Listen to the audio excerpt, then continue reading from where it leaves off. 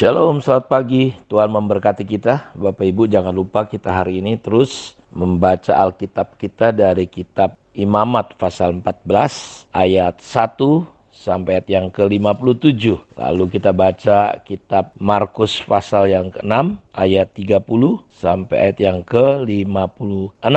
Dan jangan lupa kita baca kitab Mazmur dari Mazmur pasal 40 ayat 2 sampai ayat yang ke-10. Dan untuk hikmat Tuhan hari ini kita membaca dari kitab Amsal pasal 10 ayat 11 sampai ayat yang 12. 2 ayat saja.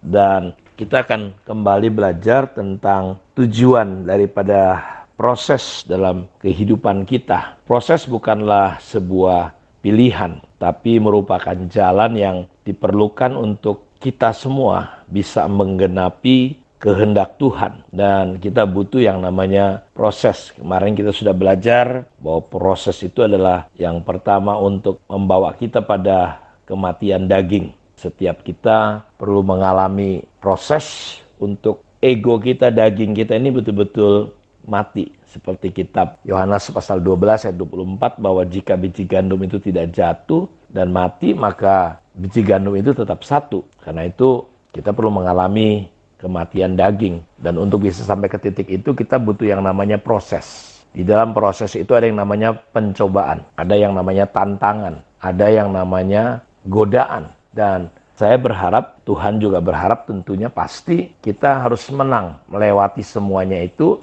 sehingga kita seperti melewati dapur api dan keluar sebagai emasnya Tuhan. Alkitab berkata bahwa dalam rumah Tuhan itu ada berbagai perkakas. Ada perkakas-perkakas yang dikhususkan untuk maksud-maksud yang mulia. Ada perkakas yang memang untuk tidak maksud yang mulia. Saya pernah ingat ketika pembangunan gedung gereja kami, saya lihat kita membutuhkan kayu untuk menopang. Cukup banyak sekali. Tapi akhirnya dalam proses pembangunan itu, maka kayu-kayu itu tidak terpakai lagi. Bahkan ujungnya cuma dibakar. Tapi saya lihat ada kayu-kayu yang sudah busuk, tapi dia masuk, terhisap, terikut dengan proses pengecoran gereja kami, gedungnya.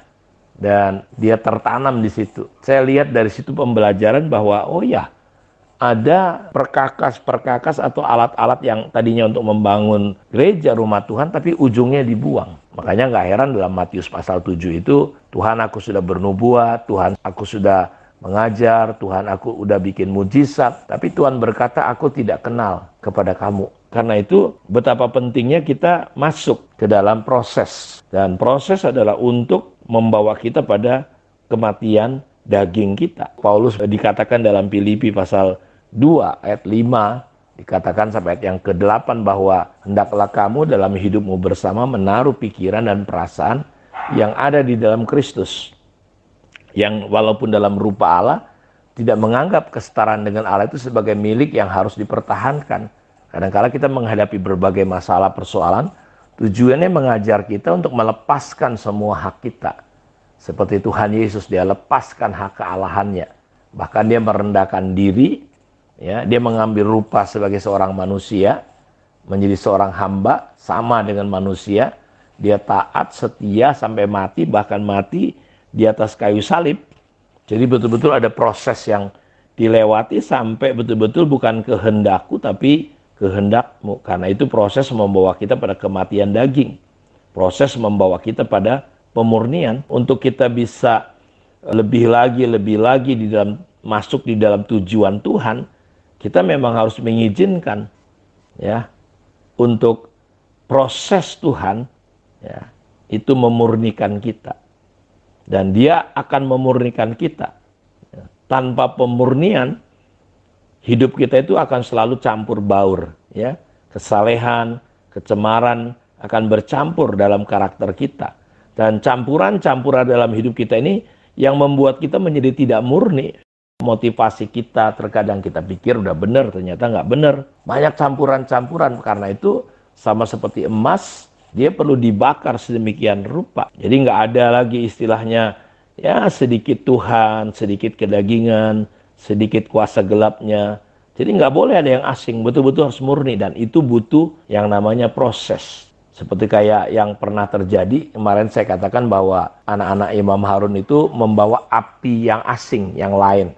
sehingga mereka mati. Jadi dalam hidup kita nggak boleh ada api yang lain, perlu betul-betul murni. Dan kita nggak boleh main-main dengan Tuhan, kita tidak boleh campur-campur. Kita perlu murni, tulus, kita perlu menang atas keangkuhan, keegoisan, bahkan dosa-dosa dan kejahatan itu. Jadi kita perlu betul-betul mengalami yang namanya proses. Berikutnya, bahwa proses Tuhan dalam hidup kita adalah untuk kita bisa berjalan di dalam urapan dan kuasa Tuhan. Dan Yesus adalah teladan ketika dia menjalani proses. Saudara tahu dia selesai dibaptis, dia dibawa ke padang gurun dan dia mengalami proses sebelum dia pelayanan untuk menang atas iblis dan berjalan dalam urapan. Dia perlu mengalami perjalanan di padang gurun. Dalam puasanya itu dia menghadapi banyak tantangan yang luar biasa. Nah, persoalannya hari ini ada banyak berbagai macam kepemimpinan atau para pemimpin dengan posisi-posisi yang sangat tinggi, jabatan-jabatan dalam gereja, tapi mereka nggak pernah diproses. Dan inilah yang bisa berdampak yang buruk, yang mengerikan bagi tubuh Kristus. Sehingga kita dengar sana-sini kisah pelayan-pelayan Tuhan yang berjinah lah, yang memberontak lah, yang pokoknya karena mereka memang gak dipersiapkan.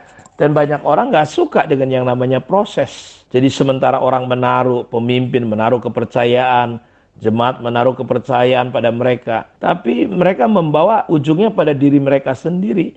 Dan akibatnya terjadi kerusakan dan kehancuran. Mereka gak berjalan lagi dalam urapan dan kuasa Tuhan. Ini yang saya berharap kenapa kita perlu mengerti bahwa kita perlu semua masuk di dalam proses Tuhan. Ini untuk pengurapan, untuk kuasa Tuhan mengalir dalam hidup kita. Sehingga kita bisa lihat bagaimana Yesus berjalan keliling seperti sama kayak Paulus. Dia mengalami proses dibutakan, ya, buta. Dia perlu puasa sekian hari, sekian tahun dia dididik oleh Barnabas, saudara-saudara. Karena itu saya berharap saudara bisa memahami sungguh-sungguh prinsip ini. Sehingga kita bisa sampai kepada tujuan dan rencana dan kehendak Tuhan di dalam hidup kita. Karena itu senangi dan sukailah yang namanya proses. Kiranya Tuhan Yesus memberkati kita. Mari kita berdoa. Bapa, terima kasih untuk kemurahan dan anugerah-Mu. Diberkatilah anak-anak-Mu dengan pemahaman pengertian yang terus bertumbuh. Sehingga kami tidak bisa tidak. Kami harus masuk dalam proses-proses Tuhan dan menikmati setiap bentukan-bentukan Tuhan dalam hidup kami. Sehingga kami menjadi murni, kami mengalami kematian daging, dan kami dipersiapkan untuk masuk dalam kuasa dan urapan Tuhan yang besar. Dalam nama Yesus Kristus kami berdoa. Amin. Tuhan memberkati kita semua. Shalom.